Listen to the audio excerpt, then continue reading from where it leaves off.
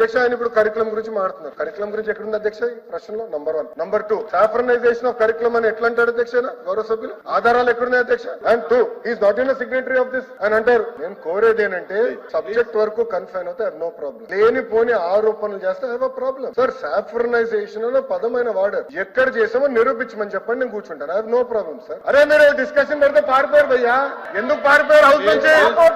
Walkout మీరు చేయలేదు. Discussion పైన వాకౌట్ చేసి మీరు మాట్లాడతారు. ఏం మాట్లాడతారు మీరు?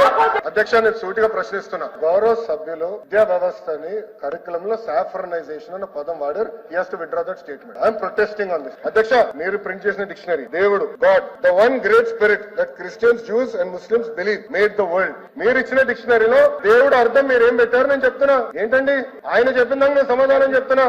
ఏంటంటే మీరు ఎల్ఓపి గారు మైక్ పెట్టుకోండి. సాఫ్రనైజేషన్ అనే పదం ఎవరెత్తారు సార్? ఈ సభ్యుడు ఎత్తాడు. పదాలు ఎన్నిక తీసుకున్నారని నేను కూర్చుంటాను. మీరు ఆ రోజు పారిపోయారు, బయటికి పారిపోయారు. ఆ తలుపు నుంచి పారిపోయారు, గుర్తుపెట్టుకోండి. చర్చ చేయలేకపోయారు, కట్టుకోలేకపోయారు చర్చకి. ఆ తలుపు నుంచి పారిపోయారు మీరు ఆ రోజు.